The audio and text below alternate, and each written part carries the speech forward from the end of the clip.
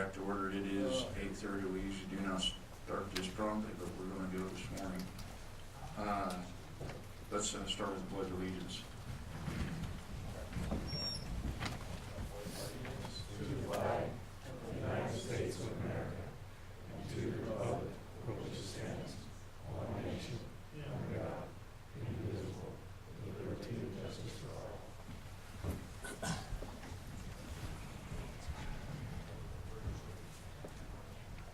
Okay, Suzanne, could you do a roll call? Chairman Law. Here. Commissioner Drew. Here. Commissioner Bliss. Here. Commissioner Lane. Here. Commissioner McDuff. Here. Commissioner McNeach. Here. Commissioner Morai. Commissioner Moore is absent. He had some personal things he had to attend to today. And Commissioner Young also, so we're missing a couple. Commissioner Wallace. Here. Okay, County Advisory Boards, could you please stand up and announce yourself? Paul Dixon, Park. Michelle Spencer, Washington. Glenn Bunch, Mineral. Walt Mandeville, Lyon. Rex Flowers, Washington. Russell Adams, Churchill. Eric Clifford, Churchill. Joyce Smith, Churchill. Joe Prim, Pershing. Okay, thank you. Approval of agenda. Item 14, do we have any pages that we need to go over today? Seeing none, I'll take it out. Is there any public comment on today's agenda? Seeing none, I'll bring it back to the board for a motion. Move to approve as written. Second. We have a motion and a second. All those in favor signify by saying aye. Aye. And motion passed 7-0. Member announcements. Does anybody on the commission have anything? Commissioner Lane. Mr. Chairman, I've given all the commissioners a copy and also left some copies in the back. This was information that was requested about a year ago, I think, and Russell Wilson was very kind enough to pull this information from trapping reports. It has to do with Nevada trapping non-target data. And so if you will look at it, he actually went back and pulled some of this information from the archives. And this will be included from now on an annual basis in some of the reports that he issues. And I think it's important to note, in terms of looking at this, it's very helpful because it shows, if you look at the first column, the number of trappers, the number of animals that were trapped, the numbers that the fourth column is the number that were released unhurt, the number that were released hurt, and the number that were released dead, and also some of the unreported numbers. And he's indicated that, you know, this is coming directly from the trapping reports, and I don't think we've collected this before. And I just think it's information that may be helpful to the commission in terms of looking at this particular information as we discuss some of the regulations today. I think it's just helpful information for us to have. Okay, thank you. Anybody else have anything? Seeing none, we'll close that item and we'll move on to item number 16. County Advisory Boards, do you have anything to bring forward at this time?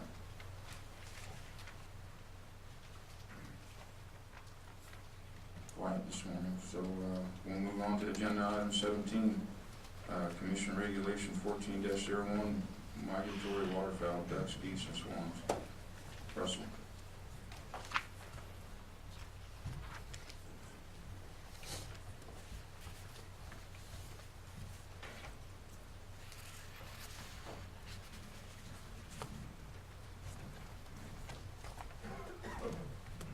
Russell Olson with the Department of Wildlife. I'm gonna sit over here if that's okay, Chairman, so I can work the computer so that we can have this up. Everyone has a copy of the most recent proposed migratory waterfowl seasons in front of you. It has the most recent changes.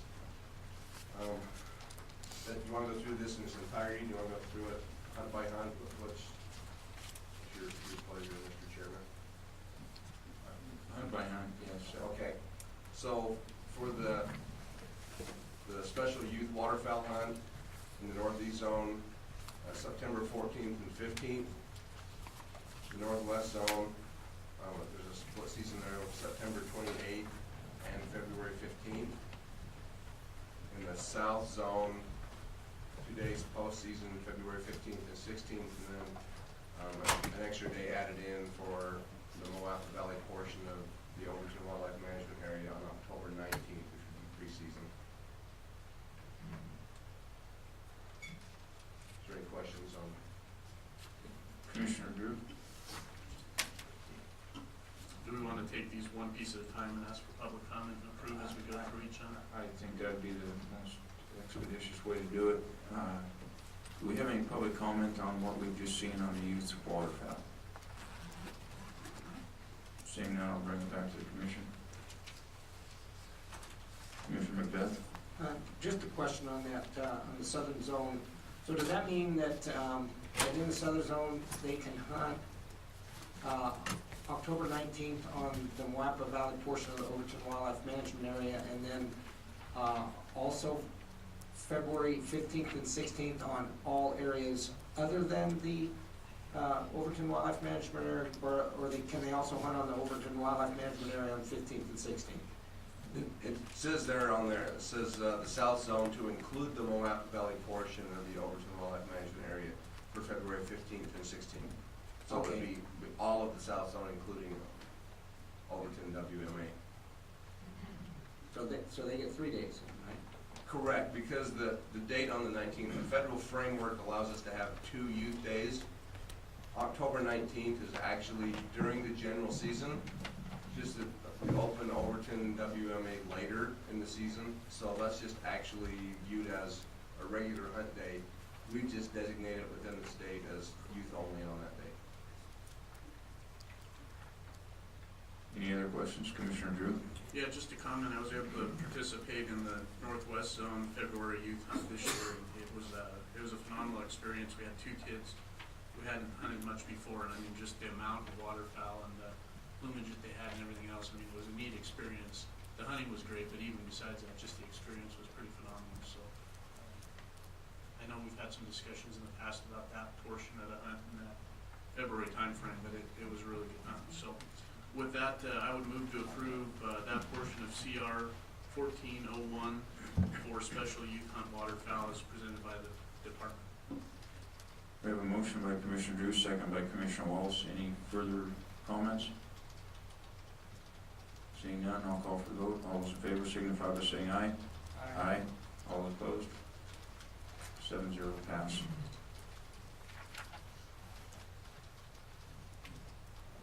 The next section, Jackson McAndrews.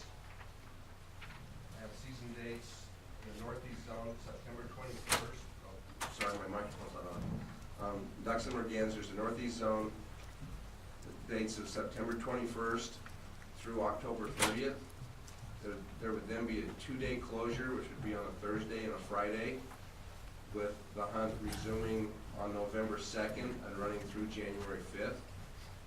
The northwest zone, October 12th through October 30th with a 2-day closure, reopening November 2nd, running through January 26th. For the south zone, it would be all of Clark and Lincoln counties except the Moapa Valley. And those dates would be October 12th through October 30th, a 2-day closure, reopening November 2nd, running through January 26th. And then within the south zone, Moapa Valley to the confluence of the Muddy and Virgin Rivers. Those dates would be November 2nd, 2013 through January 26th of 2014. Limits, all of the federal framework this year allowed for all possession limits to go to 3 times a daily bag, as opposed to the past where it's been 2 times a daily bag. So those changes, you see those changes this year. So the general duck limits are 7 daily with 21 in possession. Included within that general limit are, where pintails would be 2 and 6, hen mallards 2 and 6, redhead 2 and 6, canvasback 2 and 6, Wood duck would be included in the general limit, except in Churchill County where we're asking for wood duck bag is not to exceed 1 daily and 3 in possession. And then the scop this year has been reduced from last year to an 86-day season with a bag of a daily bag in possession of 3 and 9. I don't know if you want to look at the scop season. We can look at the scop season separately, I guess. I just wanted to include it in there so that it was clear in people's minds that scop come out of your bag limit for ducks. So it's a little bit redundant, but that's what we're proposing for the duck and merganser seasons. Okay, any questions from the commission? Seeing none, I'll take it up to public comment. Any public comment on what was just presented? Come on up, Mr. Nikolai.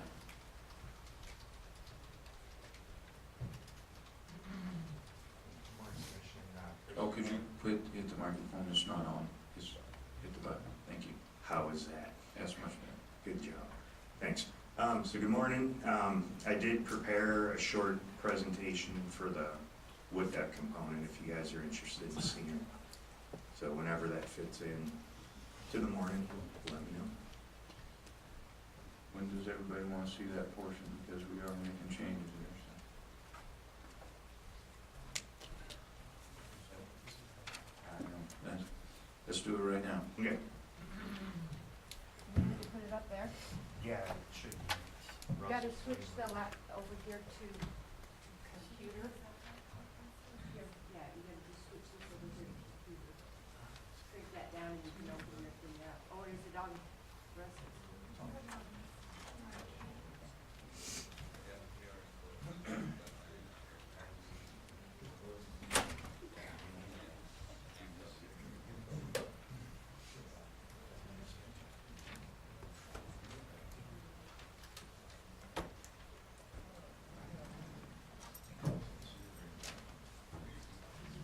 Okay, if I just sit here and present. It's good, thank you.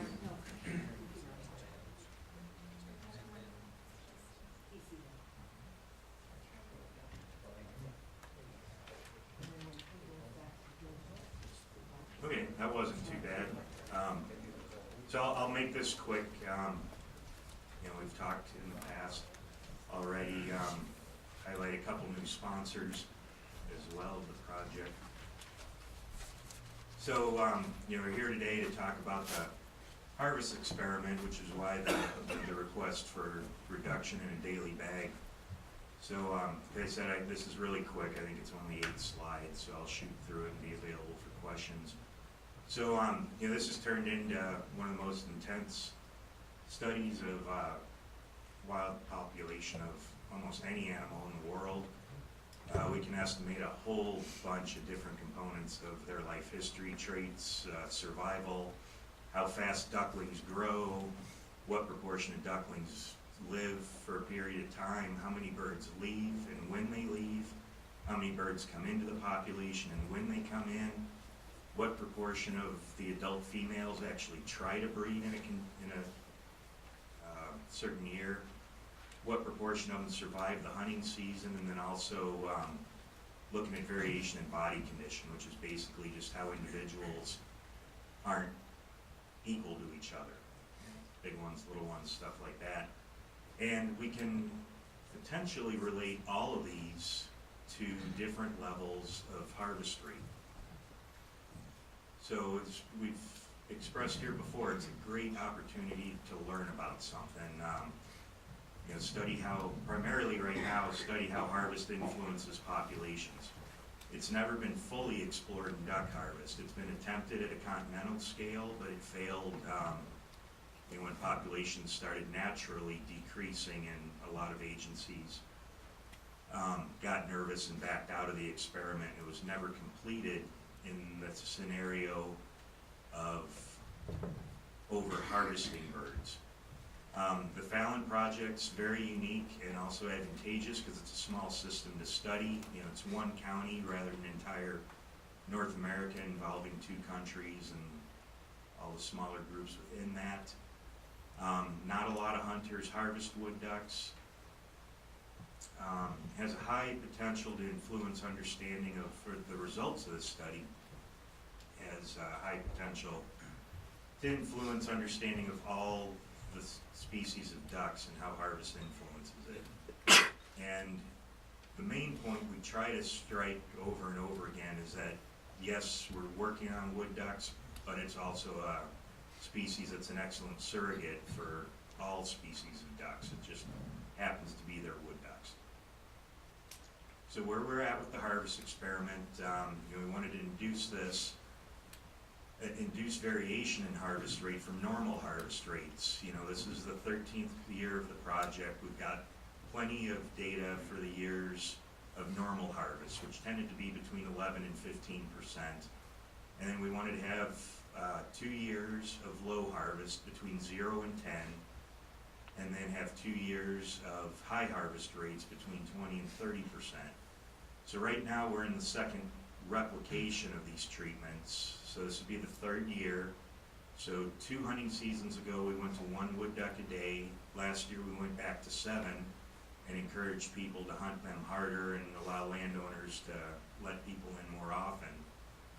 And so this is the second repeat of the restrictive treatment. I've showed you guys, I think I showed you this exact graph in Ely a month ago. But it's basically just the harvest rates over the years. The blue ones are what normal rates are. Those earlier years we didn't have a lot of birds banded, so I kind of refer to those 08 through 11, no, through 10. And, no, doesn't matter right now. But want to highlight that the red squares are from what we, man, I grabbed the wrong graph, I apologize. That's why I'm confused. I'm just going to skip this one and not confuse you guys. So I put on the scale here those same values in red. So the bottom is harvest rate going anywhere from 0 to the upper end of what we're interested in, so 0 to 30%. The red dots is what we've occurred so far with the experiment. With the left red dot being 2 years ago and the right red dot being last year. And then the yellows are kind of, dream scenarios for the future. So you can imagine in this example, we can see harvest varies from left to right. And then we got some demographic rate on the left, going up the y-axis there. And that could be any of those demographic rates that I highlighted a few slides ago that we can measure. And it could be anything like population size, survival, etc. There's some arguments right now, if it was survival with pintails, this is what we're seeing right now, is regardless of how we've been harvesting pintails for the last 30 years, the survival rate has not changed. Okay? And then there's other hypotheses that perhaps, under an additive hypothesis, it's basically every step you increase harvest rate, you have a negative impact on demographics. Okay, and then under an compensatory, is that up till some level of harvest, you're not influencing anything, but then once you hit this magic trigger point, it becomes a negative effect. Okay?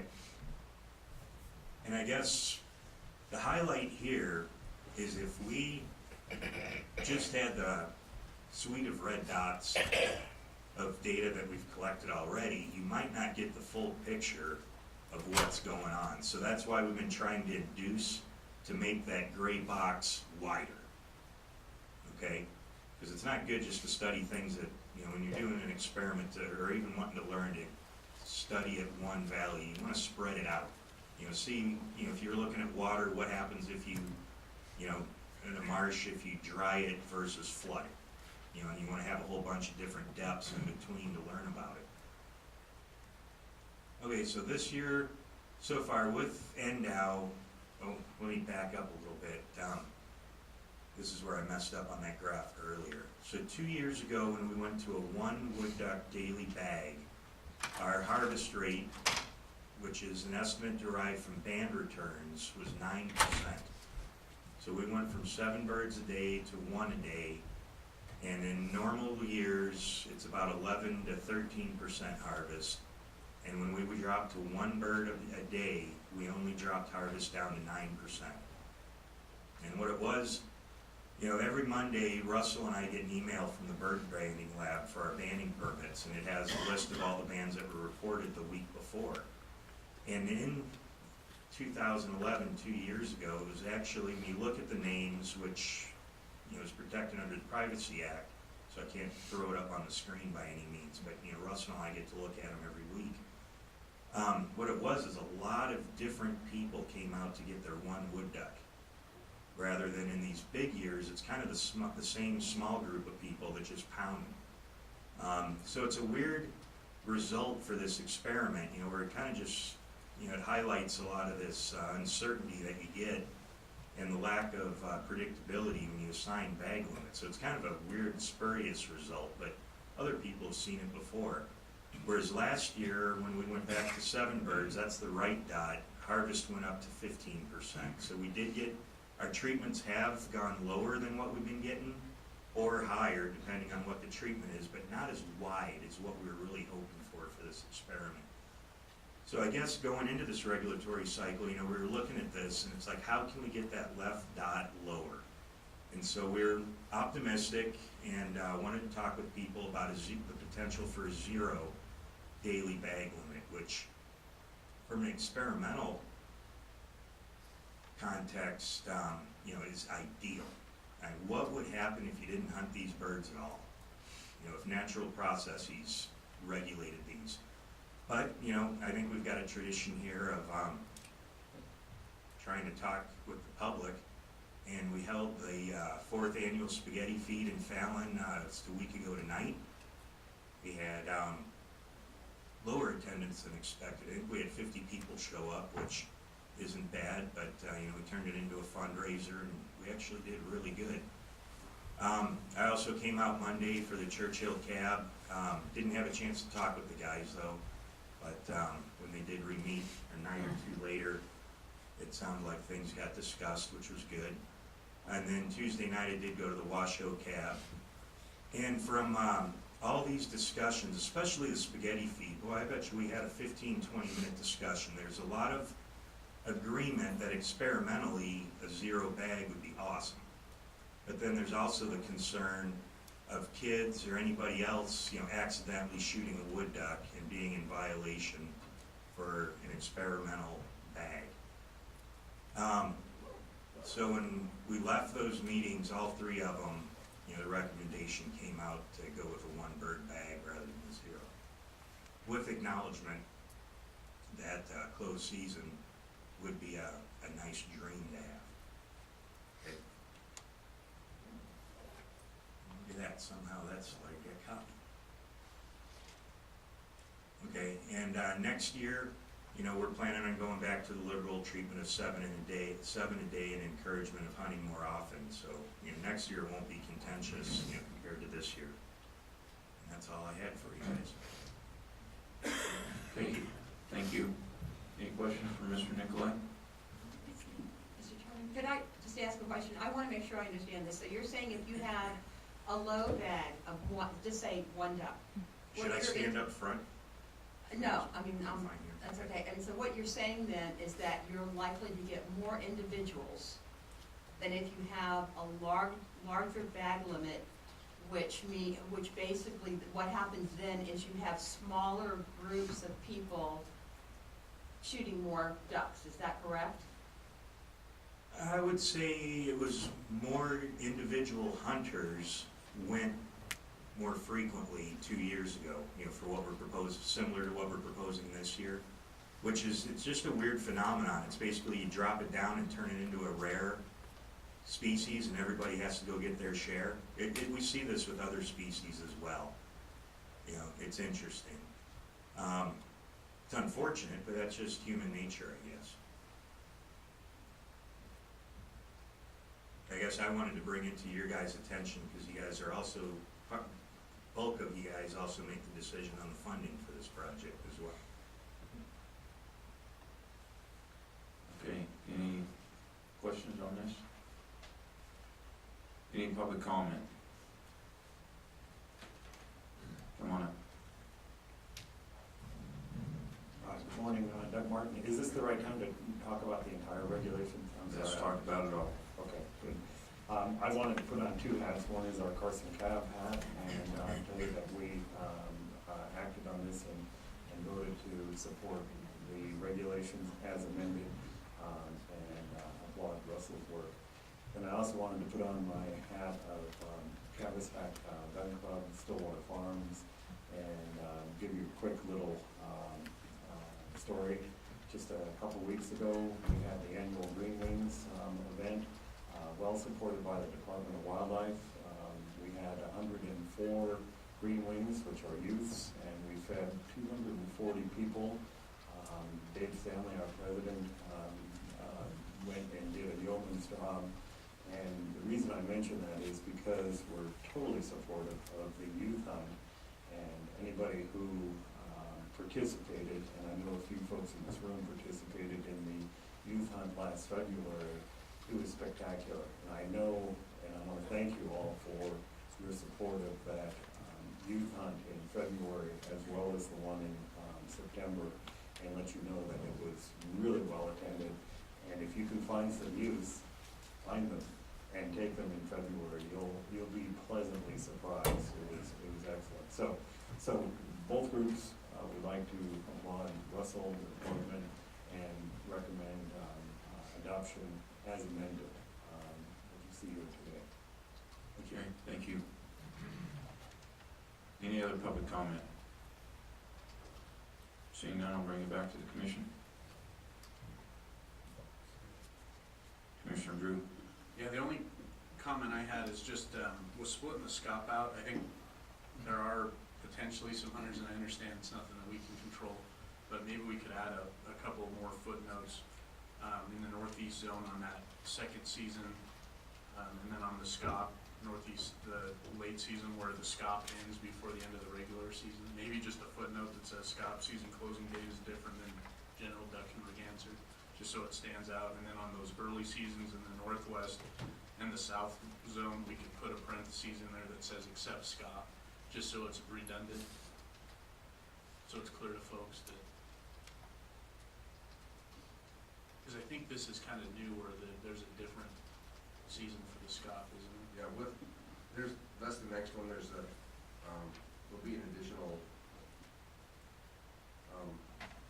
this box essentially you're looking at right here will be on the brochure that goes out that shows, for SCOP, that there's different seasons that are on there.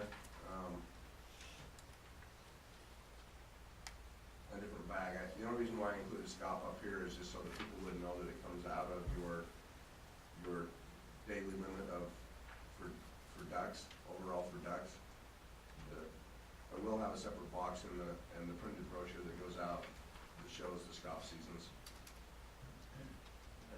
And my thought would be if you scroll up, so on your early season for the northwest and the south zone, behind those dates, maybe you could say except SCOP, see below. So someone doesn't pick it up, read the dates and think they're good to go. I know it's redundant and repetitive, but since this is new, I just want to convey that as well as we can to our waterfowl hunters. This is the same as 2 years ago. Last year's the only year where they had the same season, so it's not completely new to the hunters, but I can just put a bracket behind the season dates that say that SCOP is closed, or not in the northeast zone. It's open there, but for the northwest and the south zone, I can say that SCOP's closed during this. Right. That's no problem. Any other commission comments? Commissioner Drew? I'd make a motion to approve that portion of CR 1401 as presented today by the department with the addition of the footnote for ducks and mergansers and for SCOP. Second. We have a motion and a second. Any further discussion? Seeing none, I'll call for the vote. All those in favor signify by saying aye. Aye. All those opposed? 7-0 pass.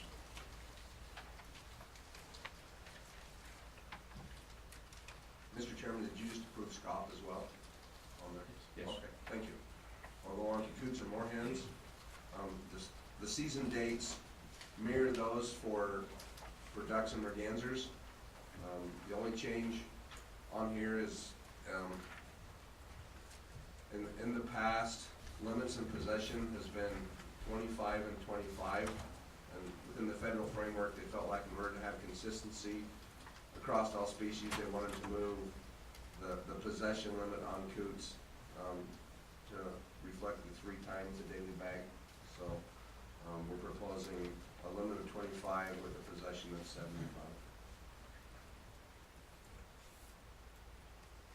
Any questions? Seeing none, is there any public comment? Seeing none, I'll bring it back to the commission. Commissioner Drew? I would move to approve that portion of CR 1401 for coots and common moorhens and common snipe as presented by the department today. Second. We have a motion and a second. Any further discussion? Seeing none, I'll call for the vote. All those in favor signify by saying aye. Aye. All those opposed? 7-0 pass. Okay, this next section is a recent change that you haven't seen before. I was kind of holding on this. I was waiting for after the flyway process, the flyway recommendations go before the National Flyway Council, and from there they go to the Service Regulations Committee, SRC, and they vote and approve these seasons. And this is one that's a new change for the flyway, and I was waiting to make sure that the SRC approved it before I brought it forward. But on Canada geese and white-fronted geese, in the past, those 2 species have been combined together, and we want to split them out this year.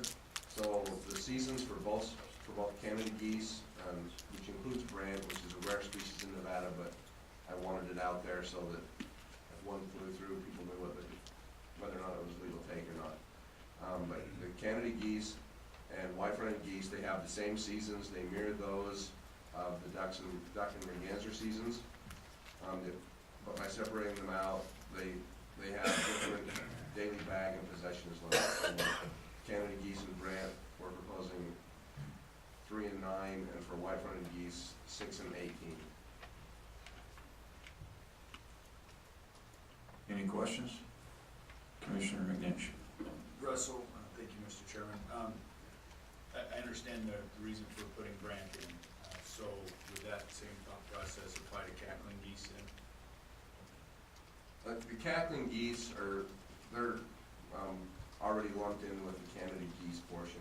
And here the white cheek Considered a geese. separate species now, so I just thought I'd bring it up. Correct, but in Nevada, for regulation purposes, all white cheek geese are included in Canada geese. That's what I was asking. That's not the case if you get into the coastal states, but in Nevada, they're all lumped together.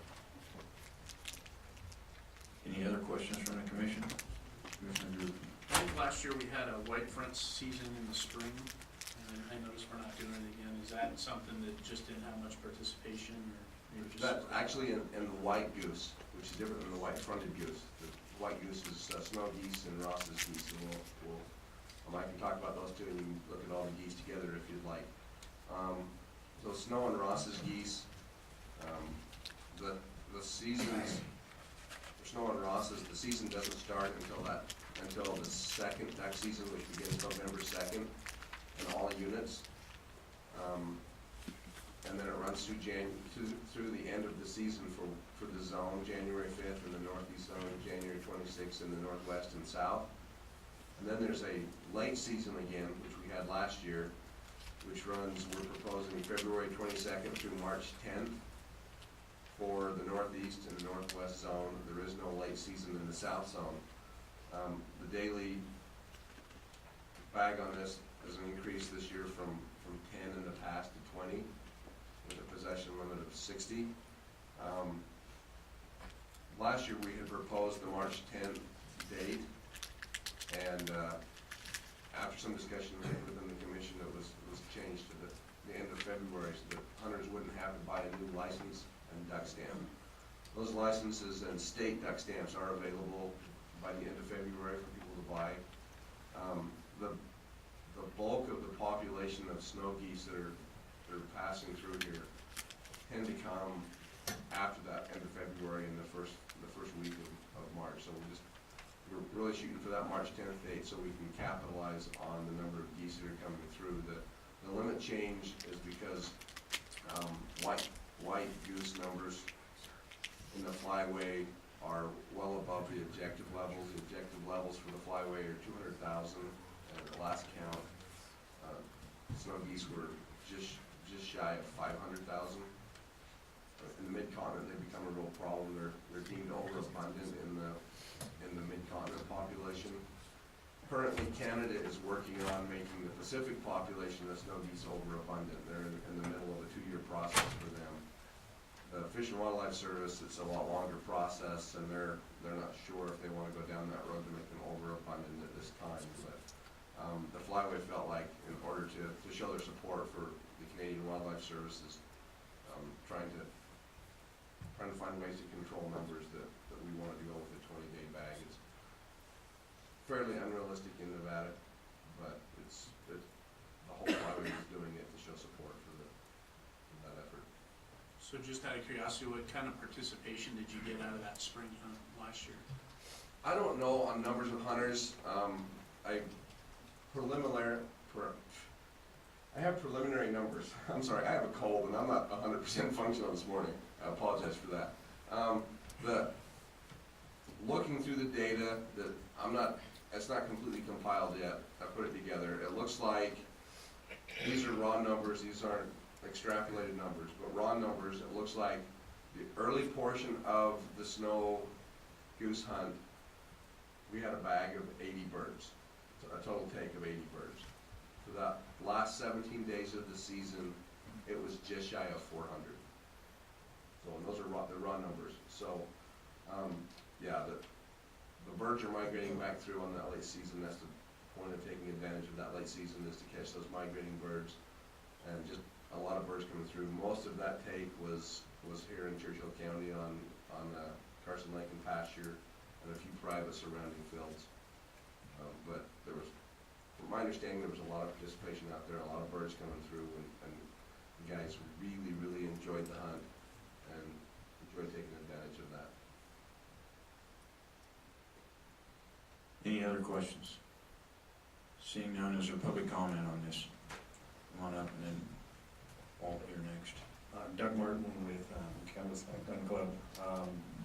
I wanted to commend Russell for proposing the season to go into March.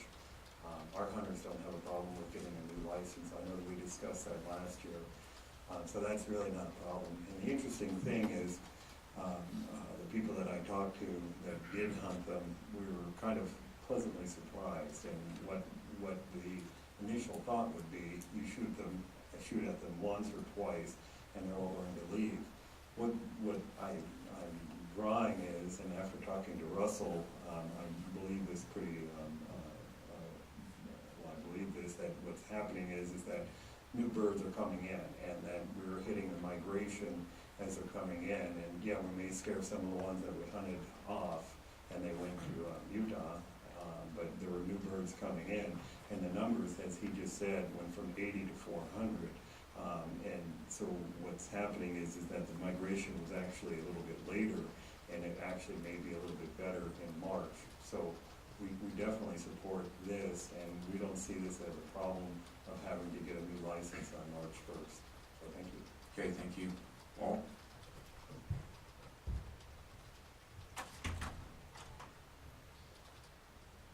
Good morning, everybody. This is a little bit off the harvest end of things, but it's not. And I passed out these. I think you guys all have a copy of this. It's a rough table. I've got a new iPad or iMac, and I'm just learning how to use it, so it's not a very fancy table. But at any rate, this Mason Valley goose hunt, special goose hunt, was an experimental goose hunt that was established approximately 20 years ago. And there's been a lot of controversy over this, and it was relatively popular in the beginning, but if you look at this table, you can see where the interest has really dropped off. Since probably 2008, the harvest numbers are way down, and I've heard a lot of different comments about the private goose hunting club at Mason Valley Wildlife Area. And some of the other problems associated with this year, there's a late season, a December archery hunt. And the area for the special goose hunt, which is shown on this first map, covers probably close to a third of the huntable area on the management area. And the river corridor is completely closed to hunting in addition to all the remaining area within that special goose hunt. This is established in late November, where they have the drawing and stuff, and so that area is closed probably about the third week of November, and Mike can help me on those dates. I think we're pretty close then. And I worked on the management area for many years, and so I'm pretty familiar with it. And there are some outstanding duck hunting opportunities in the ponds that are just south of the Fort Churchill cooling ponds. But that's closed to hunting, quail, deer. The whole area is really great quail country, in addition to maybe some turkey opportunities, and geese. There were a few problems in the beginning. There was a group of people that had come out and set up 300-400 decoys in some of these fields on the B side and pretty much take over the goose hunting for the weekend that they were out there. The special goose hunt only allows one day every week till the end of the season. So there's a lot of people that are, there's other areas to hunt on the management area, but we're restricting a lot of opportunity in my opinion. And our county game board discussed this at length on Tuesday. And to back up a little bit, we did approve all these seasons. We think that's a good layout, so that's not a problem. But it's the Mason Valley Special Goose Hunt that we're interested in, and the area manager, and I've heard some other people say, get rid of it completely. That's option number one. Option number two would be to drop the Mason Valley fields, which there's 3 fields on the east side of Walker River, which there's a lot of good quail and deer hunting right down that whole area. And go ahead and keep the bolster fields active, and just drop out that Mason Valley side and leave the river corridor open to hunting. And the third option would be the same basic area, except to reduce the size of it by moving the boundary from the south to the north, so that some of that waterfowl hunting opportunities and deer hunting opportunities can continue to exist, would exist in that area. The area manager told me the other part of the story was water delivery. They've got 3 major canals on the management area that they deliver water to all the waterfowl areas. And with this area closed to hunting, that kind of creates a bit of a problem. They can't deliver water, and there's a lot more ponds besides what's in the area that are not being watered because of that. So anyhow, that's kind of it in a thumbshell. I don't know if any of you guys have any questions that I might be able to answer. I'll do my best. Any questions? Commissioner Drew.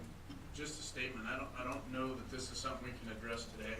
I understand the issue, having been down there quite a bit. And I think it's probably something that I'd be interested in entertaining if you guys had a proposal from the Lion Cab, and we can get it properly agendized and everything to look at changing that experimental zone, but I don't know that we can address it today through the rate process.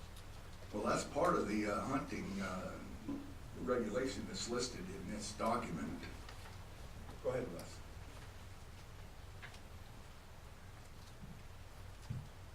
Can I answer that, Yes. Mr. Chairman?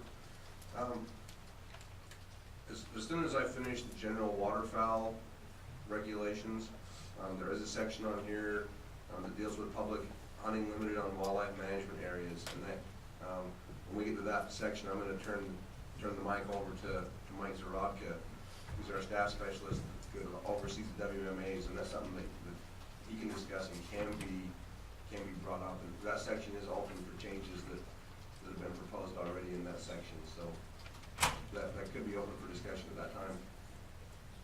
Okay, thank you. Thank you, Walt.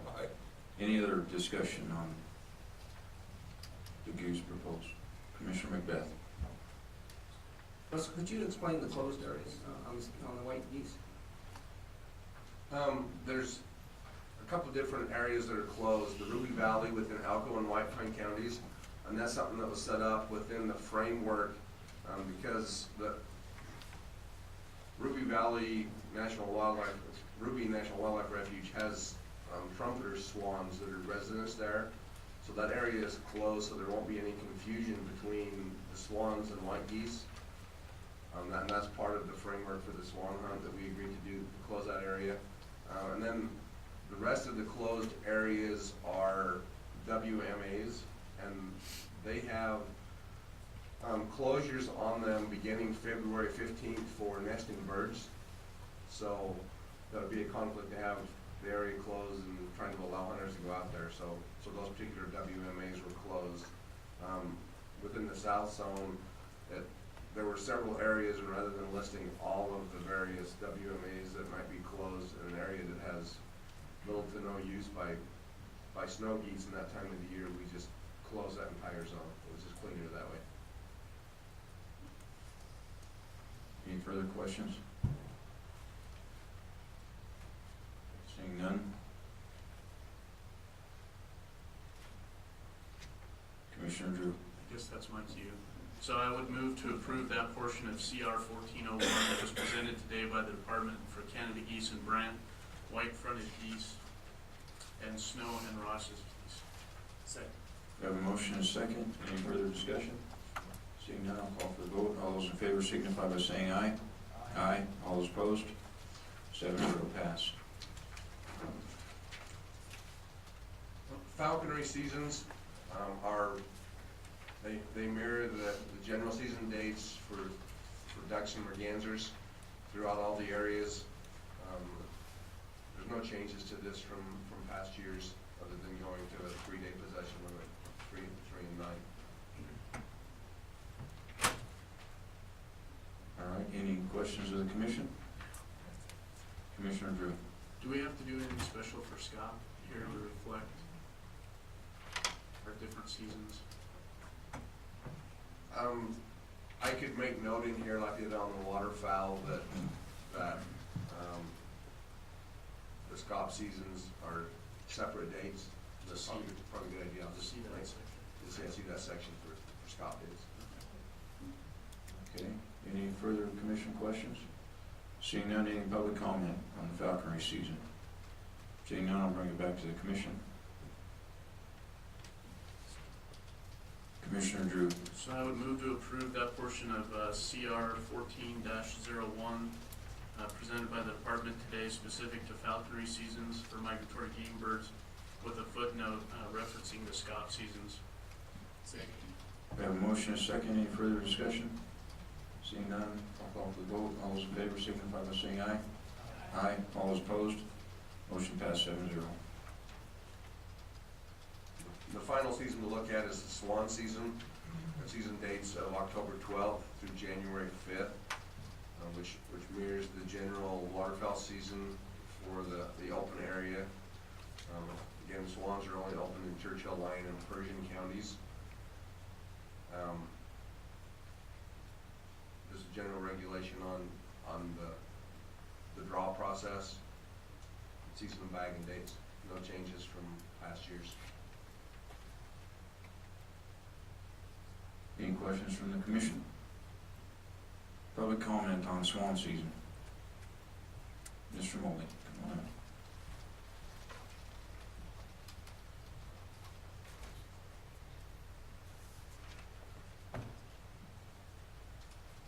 Mr. Chairman, Don Molderino, I got here a little late and I would have said this comment when you were doing ducks, but I'll say it now since the swan season mirrors the duck season apparently.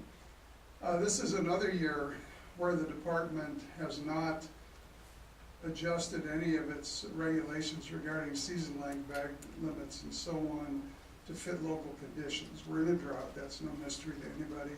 The state has an obligation under the Migratory Waterfowl Management Act, as I understand it, to make local adjustments when they're called for. Clearly, a drought should call for something in terms of reducing the amount of hunter harassment that ducks and geese have to put up with.